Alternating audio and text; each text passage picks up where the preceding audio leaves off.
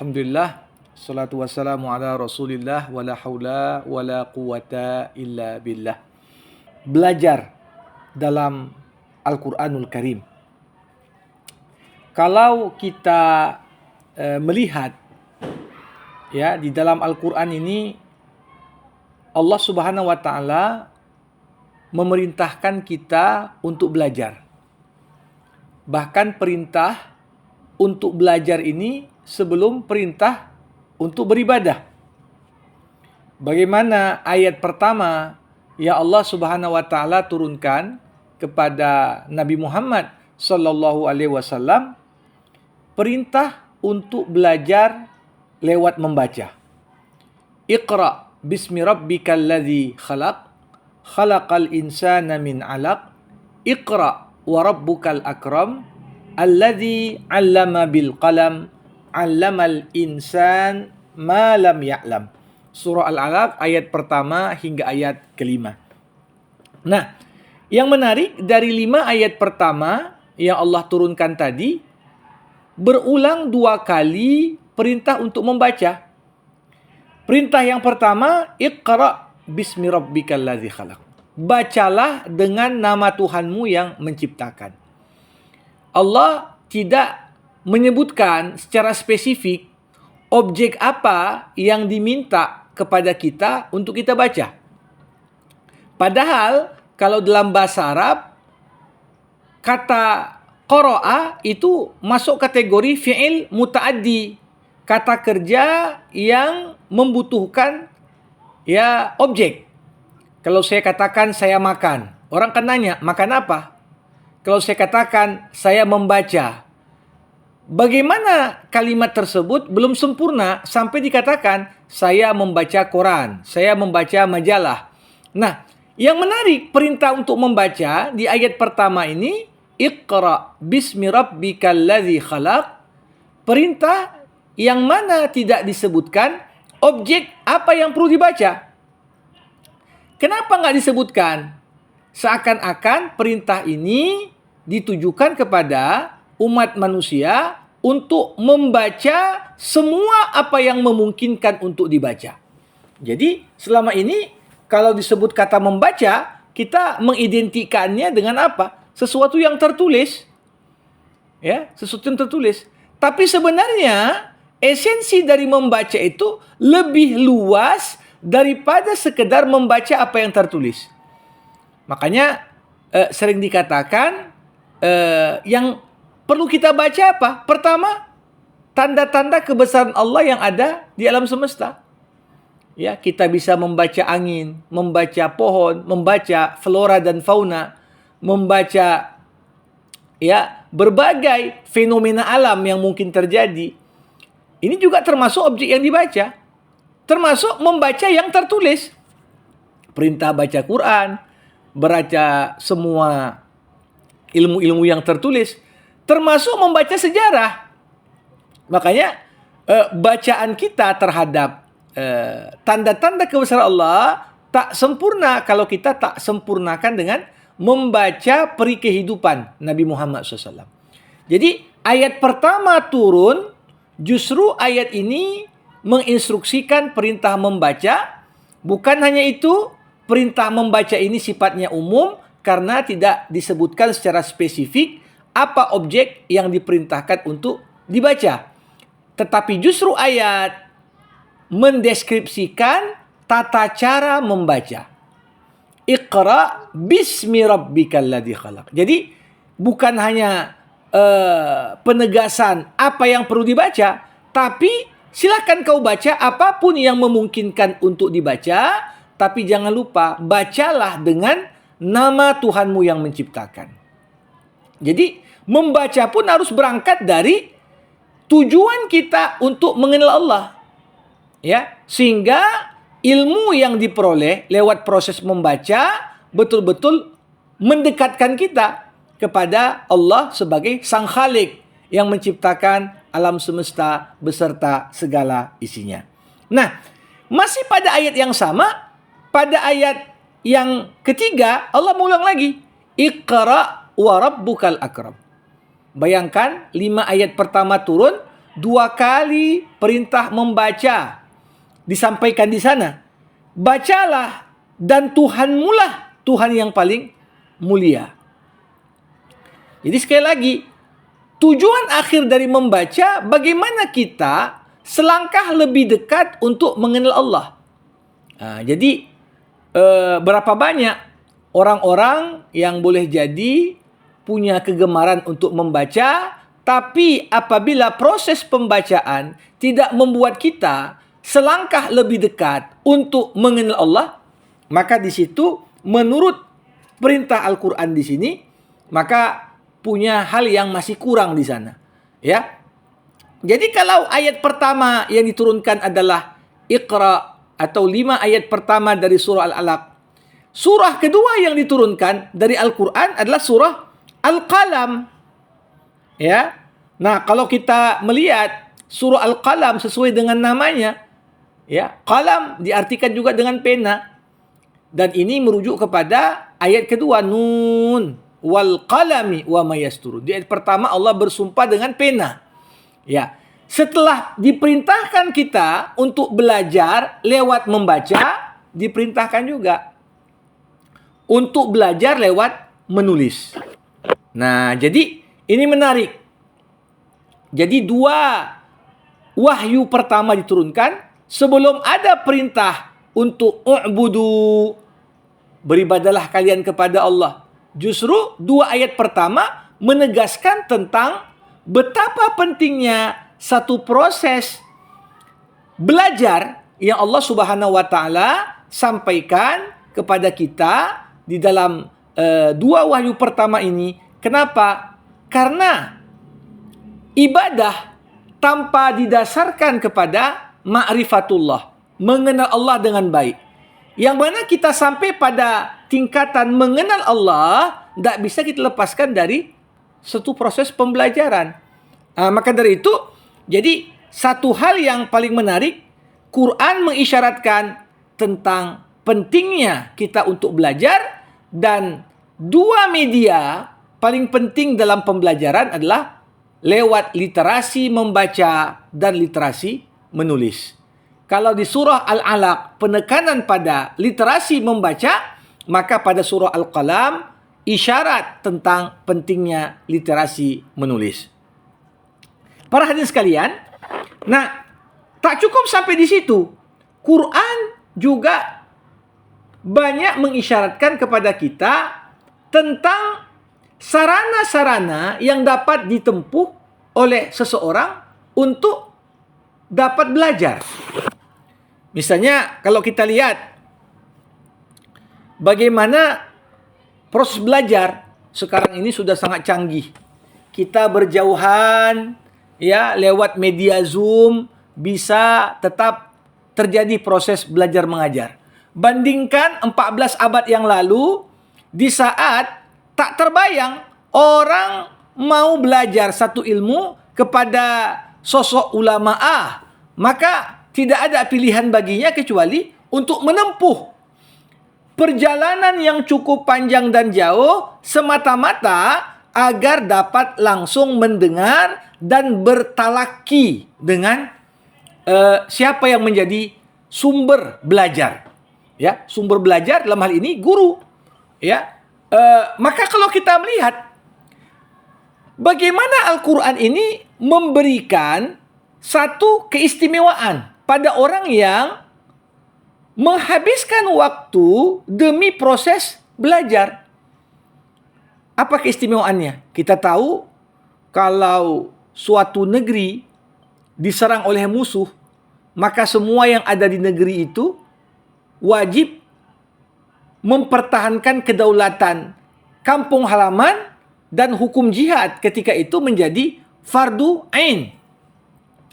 Tapi Al-Quran memberikan kepada kita pengecualian. Bahkan di saat hukum berjihad itu fardu ain, dibenarkan bagi orang yang merantau semata-mata untuk mencari ilmu, memperdalam ilmu pengetahuan, dibolehkan bagi yang tak bersangkutan untuk tidak ikut perang. Ini kan satu hal yang kalau kita kaji, berarti kalau bukan karena sesuatu yang penting, tak mungkin sampai perintah untuk berjihad, mempertahankan tanah air dan kampung halaman, itu boleh untuk ditinggalkan. Tapi kita lihat di surah At-Taubah ayat 122, Allah berkata, "Wa ma kanal mu'minuna liyanfiru kafah." Tak sepantasnya bagi orang-orang yang beriman semuanya pergi ke medan perang. Jadi dalam hal jihad ini jihad tolab, bukan jihad difa.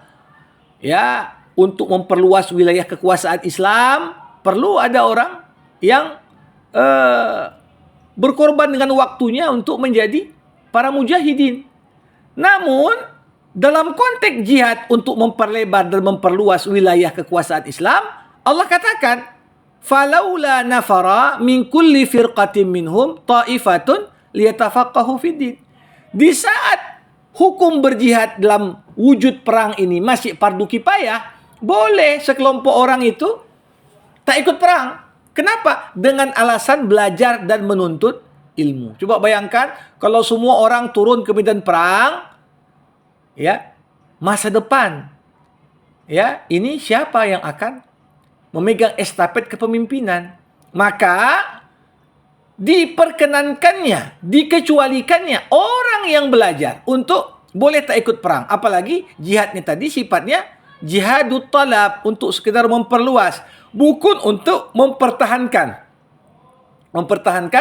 tanah air. Maka yang demikian itu dibolehkan. Jadi ini seakan-akan ayat tadi menggamgap, jangan kalian pahami yang berjihad hanyalah yang angkat senjata, yang mengangkat pena, yang menempuh perjalanan jauh demi untuk bertalaki, menerima ilmu dari orang-orang yang kompeten di bidangnya, itu pun adalah bagian dari bentuk jihad fisabilillah.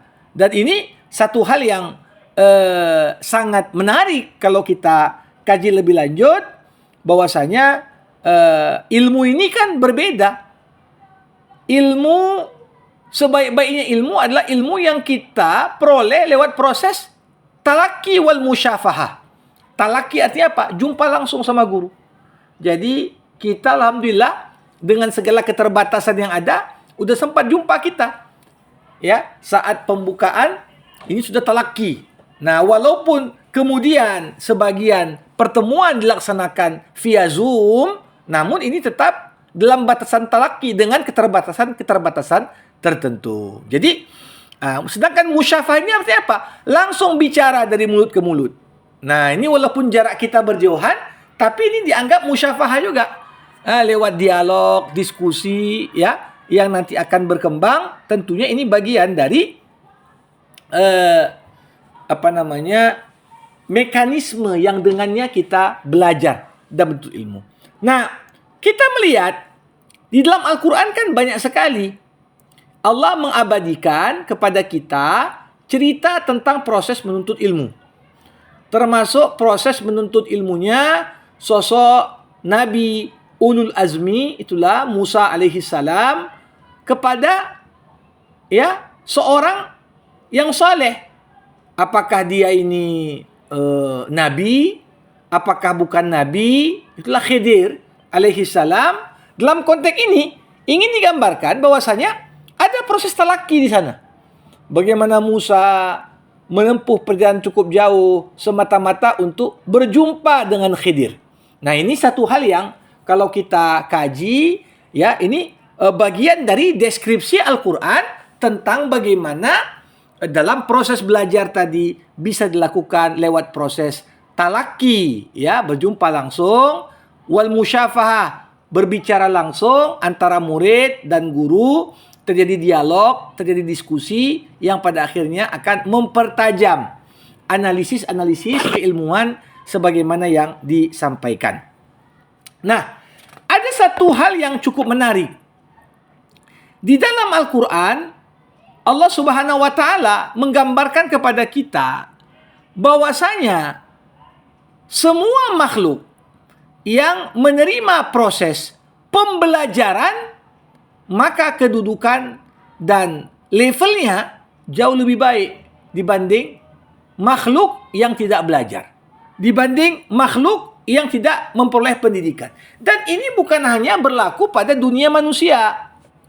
Kalau zaman sekarang, tentunya orang yang berpendidikan dengan orang yang tak berpendidikan, bagaimana? Orang akan melihat bahwasanya peluang orang yang berpendidikan ini akan jauh lebih besar dibandingkan yang tak berpendidikan. Karena ilmu itu adalah senjata zaman sekarang. Senjata yang membuat kita berada pada sebuah posisi yang peluang-peluang di hadapan kita akan jauh lebih terbuka di saat kita masuk dalam kategori orang yang berpendidikan.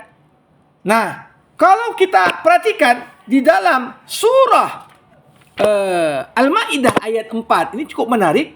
Ada ayat yang menggambarkan pada kita hukum mengenai mengkonsumsi hasil buruan anjing yang terdidik dan terlatih. Kita tahu anjing ini kan kalau secara fikih, ya jangankan anjingnya, ludahnya ya itu bagian dari najis. Ya, apa yang bersentuhan dengan najis, ya dia juga akan terkontaminasi oleh najis. Namun Allah Subhanahu wa taala gambarkan, yas'alunaka madza uhilla lahum qul uhilla lakumut thayyibat wa ma 'allamtum minal jawarih mukallibin tu'allimunahunna mimma 'allamakumullah fakulu mimma amsakna 'alaikum wadhkuru smallahi 'alaih. Digambarkan dalam ayat ini hasil buruan anjing pemburu yang sudah terdidik dan terlatih halal untuk dikonsumsi. Nah, coba bayangkan kalau sekiranya hasil tangkapan itu oleh anjing liar yang nggak terdidik. Hukum mengkonsumsinya haram. Jadi, walaupun yang nangkap dan berburu sama-sama anjing, ketika hasil tangkapan itu dilakukan oleh seekor anjing yang terdidik, maka hukumnya halal. Sebaliknya, kalau ditangkap buruan tersebut oleh anjing liar yang tidak terlatih dan tak terdidik, maka diharamkan bagi kita untuk mengkonsumsinya. Nah, jadi ini menggambarkan bukan hanya ilmu mengangkat derajat manusia, bahkan ilmu pun meninggikan derajat anjing. Ya, jadi anjing yang terdidik, anjing yang terlatih, hukumnya berbeda dengan hukum anjing liar yang nggak terlatih. Ini salah satu hal yang kalau kita lihat, ya, satu isyarat yang cukup menarik sekali, ingin digambarkan kepada kita betapa dampak pembelajaran itu bisa meninggikan posisi dan kedudukan seseorang. Kalau ini berlaku pada dunia binatang dengan contoh anjing tadi, sebagaimana digambarkan dalam surah Al-Maidah, bagaimana pula dengan manusia? Manusia yang terlatih tentunya akan jauh lebih baik dibanding manusia yang nggak terdidik dan tak terlatih. Jadi ini satu hal yang kalau kita lihat isyarat cukup menarik disampaikan di dalam surah Al-Maidah tadi.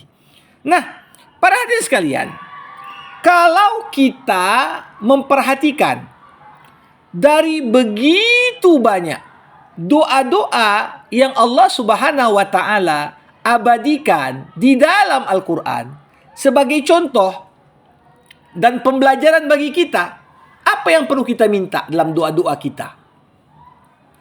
Kalau kita perhatikan bagaimana digambarkan di dalam Al-Quran itu, Nabi Muhammad tak pernah meminta kepada Allah dari nikmat tertentu untuk ditambah kecuali nikmat ilmu pengetahuan.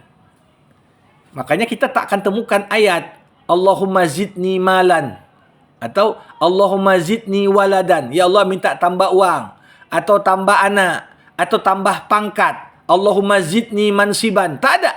Tapi yang ada diabadikan dalam Al-Quran, kita lihat di surah Thaha ayat 114, wa qur rabbi zidni ilma. Ya. Dan katakan, wahai para nabi, ya Allah, tambahkanlah untukku ilmu. Jadi dari semua nikmat yang ada, ya, nikmat yang secara spesifik diperintahkan kita minta untuk terus ditambah hanya nikmat ilmu pengetahuan. Maka dari itu ini menjadi satu hal yang menarik sampai ya Imam Asy-Syafi'i rahimahullah dalam satu bait syairnya, Syafi'i kan pernah menggubah satu syair. Apa kata beliau? Kullama addabani dahru arani naqsu aqli au arani izdattu ilman zadani ilman bijahli. Dikatakan oleh Syafi'i, setiap kali waktu itu berlalu, aku diajarkan. Waktu mengingatkanku betapa banyak kekurangan pada kemampuan intelektualmu. Ya, bertambah usia, bertambah waktu, bertambah hari, berganti tahun, kita makin sadar yang kita tak tahu lebih banyak daripada yang kita tahu. Begitu juga kata Syafi'i, au arani istattu ilman zadani ilman bijali. Begitu ilmu kita bertambah, kita makin sadar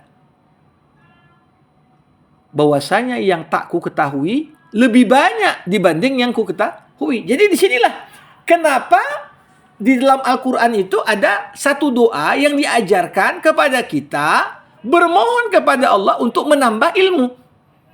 Satu hal yang tak kita temukan konteksnya, seorang itu minta tambah uang, tambah anak, tambah pangkat, tambah umur, dan lain sebagainya.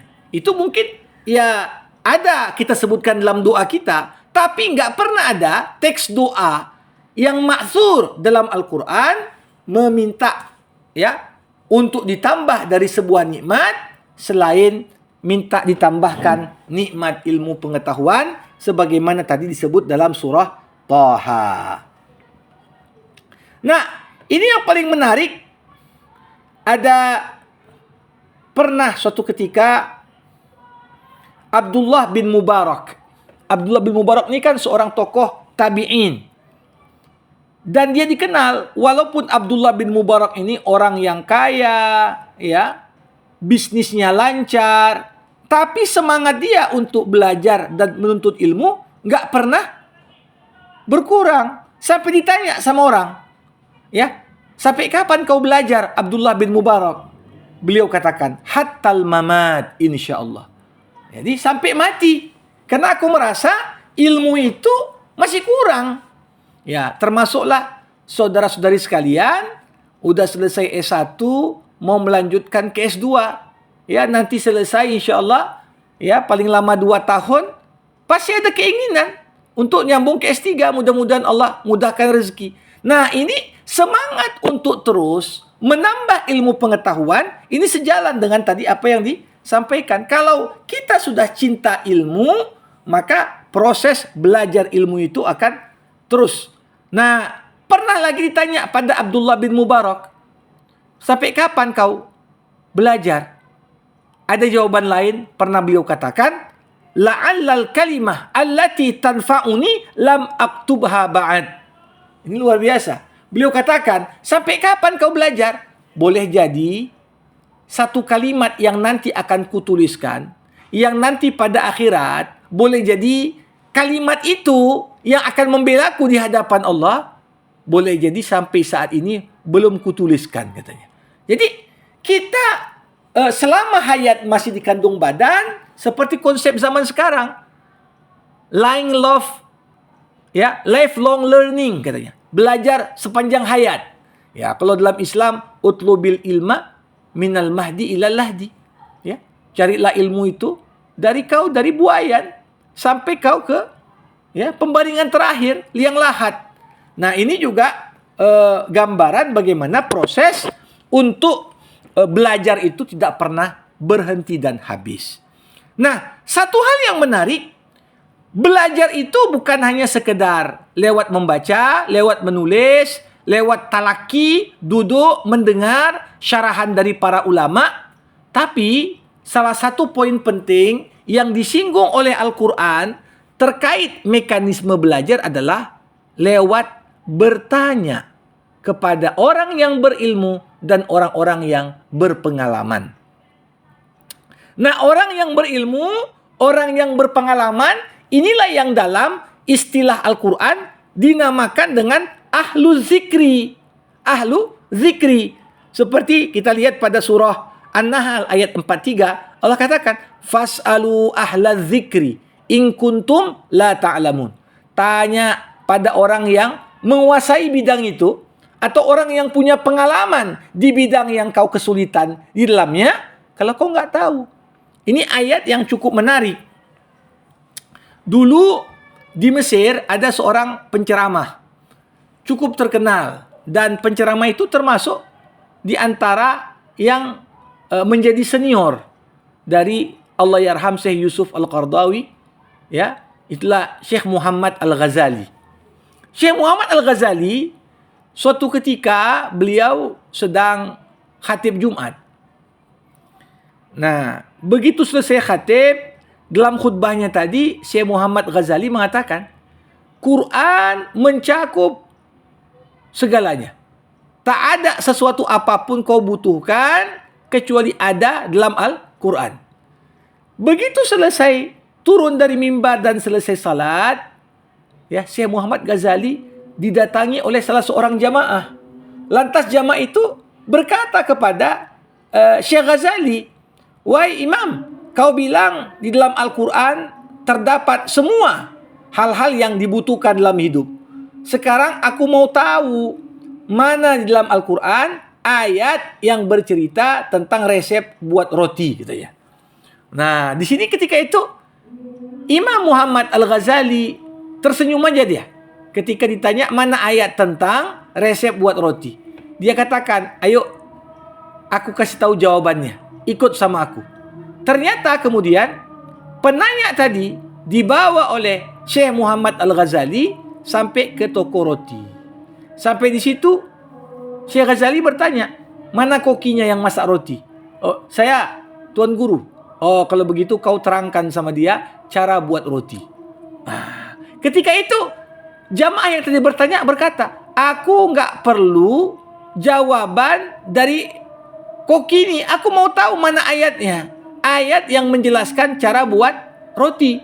Di saat itu Syekh Muhammad Ghazali mengatakan, fas'alu ahla zikri in kuntum la ta'lamu. Tanya sama yang tahu kalau kau nggak tahu. Ya, aku nggak tahu tentang cara buat roti. Makanya ku bawa engkau ke koki ini untuk mengajarkan cara buat roti. Ini salah satu kalau kita lihat makna kita pun dapat belajar mekanismenya apa? Lewat pertanyaan. Dan yang perlu untuk kita jadikan rujukan adalah orang yang memang punya keilmuan, kapasitas untuk menjawab. Kalau punya masalah kedokteran, ya tanya sama dokter. Kalau punya masalah tentang komputer, ya tanya pada sarjana ahli komputer yang memang praktisi di bidang komputer. Begitu juga dengan apapun kebutuhan kita, tanya kepada orang yang memang kompeten dan menguasai bidang hal tersebut. Nah, yang paling menarik adalah bukan hanya kita bertanya kepada orang yang punya kompetensi, kita juga diperintahkan bertanya kepada orang yang punya pengalaman. Ya, misalnya ada masalah rumah tangga, tanya sama yang punya pengalaman. Punya bagaimana cara mendidik anak, tanya yang punya pengalaman. Begitulah bagaimana dalam kehidupan kita sehari-hari, ya kita perlu bertanya. Orang yang punya pengalaman, baik pengalaman yang baik ataupun pengalaman yang buruk, itu semua cukup menjadi sumber belajar yang baik. Karena untuk menghindari kegagalan, kita nggak perlu juga harus gagal. Cukup dari keterangan orang yang pernah gagal, pengalamannya itu cukup meyakinkan kita untuk tak mengulang kesalahan yang sama. Nah, ini seperti yang saya gambarkan tadi adalah gambaran mekanisme belajar. Makanya kalau kita lihat di dalam Al-Quran, Allah Subhanahu wa Ta'ala gambarkan kepada kita, ya, apapun masalah kembalikan kepada orang yang ahli bidang itu. Ya, kalau kita lihat masalah agama, ya jangan tanya masalah agama sama insinyur, tanya masalah agama pula sama ya orang jualan, tanya sama yang ahlinya. Ya memang orang berlatar belakang keilmuannya dalam bidang agama. Ya ayyuhalladzina amanu atiullah wa atiur rasul wa ulil amri minkum fa in tanaza'tum fi syai'in farudduhu ilallah war rasul.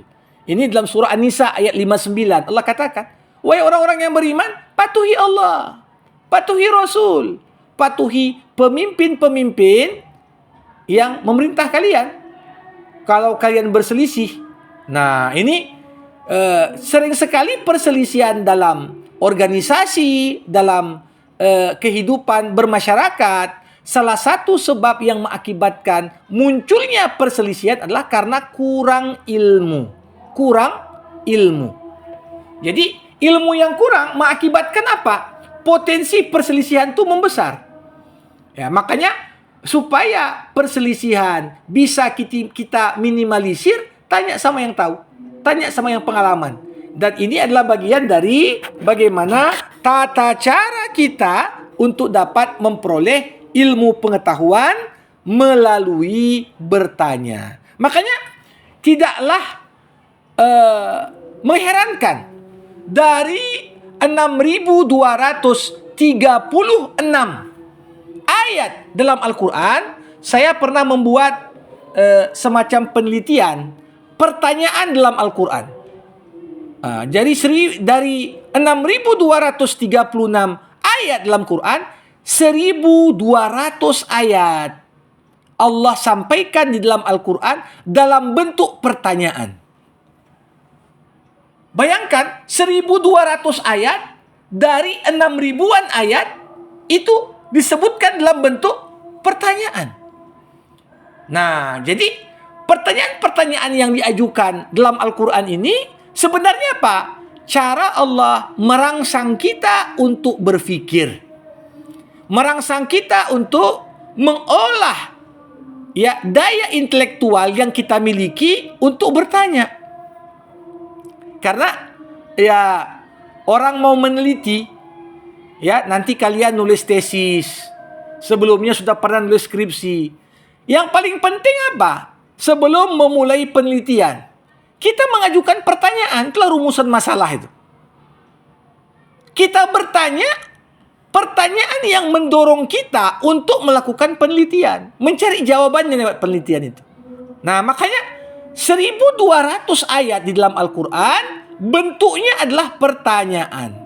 Dan ini adalah potret gambaran bagaimana penting sekali bertanya. Penting bertanya. Dan bertanya ini salah satu bagian dari mekanisme cara kita untuk dapat menuntut ilmu. Ya, baik. Para hadirin sekalian, nah, dalam Islam bukan hanya penting bertanya, tapi kualitas pertanyaan menggambarkan kualitas orang yang bertanya. Ya, ada orang sekedar yang penting ngomong, yang penting nanya. Tapi lewat pertanyaan yang kita ajukan bisa diukur kemampuan analisis kita bagaimana, kemampuan intelektualitas kita bagaimana.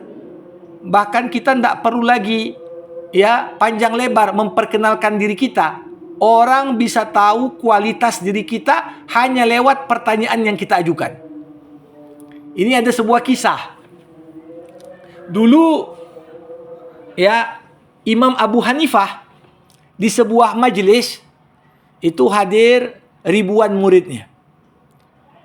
Suatu ketika Abu Hanifah melihat ada di antara murid yang berhadir, ini kalau lihat tampilannya pakai bajunya baju ulama, pakai sorbannya besar kali.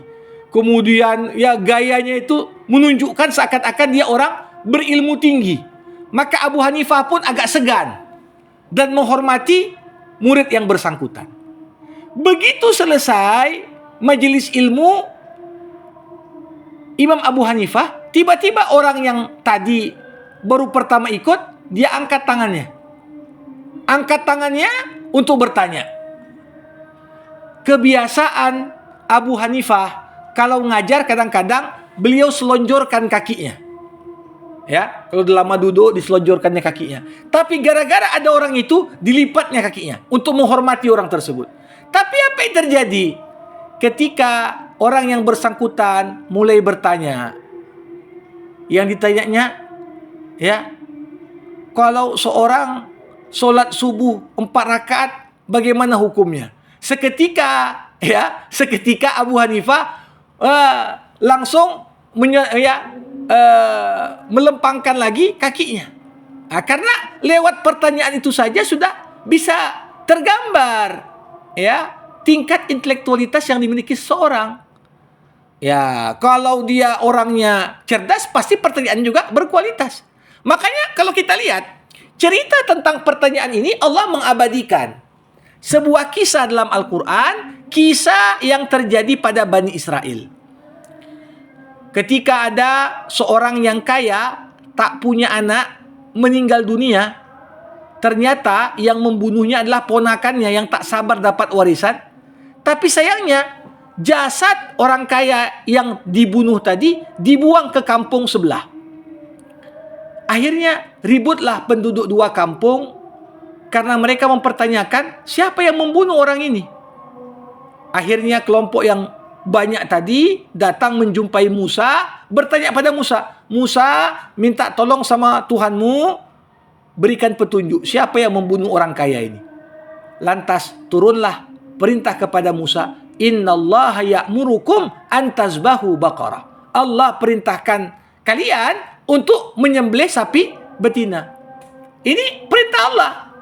Namun yang terjadi apa? Para hadirin sekalian, umatnya Nabi Musa mulai melancarkan pertanyaan-pertanyaan yang sangat banyak sekali. Mereka tanya, ya, itu sapinya berapa besarnya? Umurnya berapa? Gimana sifatnya? Lihat, mereka mengajukan pertanyaan yang banyak.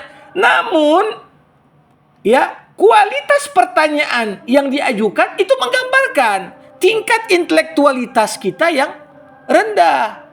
Makanya, kalau orang mau belajar dan mau meningkatkan terus kemampuannya lebih baik lagi, awalilah dari meningkatkan kualitas pertanyaan.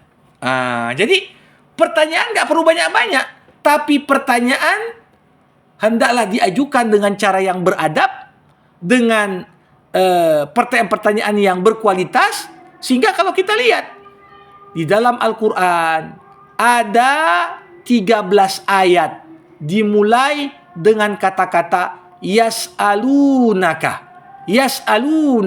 Mereka bertanya padamu. Siapa itu? Itulah para sahabat datang kepada Nabi nanya. Allah abadikan pertanyaan itu. Artinya apa? Dalam suatu proses pembelajaran penting sekali bertanya ini. Ya, kadang-kadang disinilah problem yang sering kita hadapi. Hampir rata-rata baik pendidikan formal ataupun informal, mau ngaji di masjid, ngaji di madrasah, atau di majelis taklim, atau bahkan di perkuliahan. Ini kadang-kadang pertanyaan yang berkualitas agak jarang kita temukan. Ya, tak jarang kadang-kadang pertanyaannya pun itu-itu aja, berulang-ulang hal yang sama. Jadi ini menjadi gambaran bagaimana kita perlu bertanya, bukan sekedar bertanya semata, tapi meningkatkan level pertanyaan yang menggambarkan capaian-capaian pembelajaran tertentu yang sudah kita raih. Dan ini satu hal yang saya kira penting sekali. Karena kalau kita sekedar mau bertanya saja, tapi tak kita lihat, kadang-kadang sebagian pertanyaan lebih baik tak dijawab. Karena diam adalah jawaban terbaik bagi pertanyaan itu. Ini kenapa? Karena memang betul-betul tak menggambarkan kualitas dari orang yang bertanya. Maka dari itu, di sini kalau kita lihat para sahabat Rasul, ini adalah teladan. Mereka bukan hanya bertanya, tapi memilih apa topik terpenting yang pantas untuk dipertanyakan. Jadi kalau sudah kita milih apa yang perlu ditanya, ini penting sekali. Ya, kalau sekedar yang penting nanya, Ya, makanya kalau kita lihat dalam Islam itu ada beberapa bentuk pertanyaan yang terlarang. Apa aja itu pertanyaan terlarang? Pertama, bertanya sesuatu yang mustahil terjadi. Nah, ini kalau orang nak minta fatwa sama ulama, ya, syekh atau imam atau kiai, kalau ada kasus begini, apa hukumnya? Kalau kita lihat dulu sifatnya Imam Malik, Imam Syafi'i, ya, mereka nggak mau menjawab pertanyaan-pertanyaan tentang kasus yang menurut logika dan akal sehat mustahil bisa terwujud dan terjadi. Jadi nggak usah kita pun habiskan waktu untuk hal-hal yang tak bermanfaat. Jadi cukup kita diamkan saja, ya, diamkan saja. Nah, ini bagian dari sebaik-baiknya jawaban untuk kondisi yang demikian. Nah, maka dari itu kalau kita lihat ini yang pertama. Yang kedua, bertanya untuk ngetes. Nah, ini juga kadang-kadang ada orang sengaja bertanya. Tapi tujuan bertanya apa? Ingin ngetes. Ya. Kalau tentunya dalam proses belajar ya penting kita mau mengevaluasi anak didik kita. Ya, apa yang kita sampaikan sepanjang semester ya kita tanya lagi. Kira-kira menempel nggak ilmu yang disampaikan sebelumnya? Tapi kalau bertanya untuk tujuan mempermalukan yang ditanya, atau bertanya dengan tujuan kita ingin merendahkan dia dan mempermalukan dia, ini termasuk pertanyaan yang dilarang dalam agama. Walaupun ya belajar, bertanya tadi sesuatu yang didorong oleh Allah Subhanahu wa taala. Termasuk yang ketiga, pertanyaan-pertanyaan yang justru kalau kita dapat jawaban, justru pertanyaan itu malah menyulitkan kita. Jadi seperti pertanyaan Bani Israel tadi, disuruh sembelih anak sapi. Sapi betina ditanya umurnya berapa, gimana sifatnya, warnanya bagaimana. Nah, zaman sekarang banyak juga kadang-kadang ya mohon maaf bahkan sampai pada level mahasiswa. Ketika dosen misalnya ngasih satu tugas, dia nanya pertanyaan yang begitu banyak yang sebenarnya lebih baik tidak dia tanya. Karena semakin dia tanya, semakin terperinci yang pada akhirnya akan menyulitkan orang dalam melaksanakan tugas dan tanggung jawab itu. Ya, coba bayangkan kalau waktu Nabi Muhammad menyampaikan hadis tentang berkurban, ya, pada tanggal 10 Zulhijjah dan di hari-hari tasyrik. Kalau sahabat Nabi mentalnya kayak Bani Israel, nanya banyak-banyak yang mempersulit. Apa yang terjadi? Mungkin kita pun akan kesulitan mencari jenis kambing atau sapi yang layak untuk dikurban. Jadi ini kadang-kadang membiarkan hal umum tanpa bertanya terlalu dalam itu lebih baik dalam konteks bagaimana kita ya belajar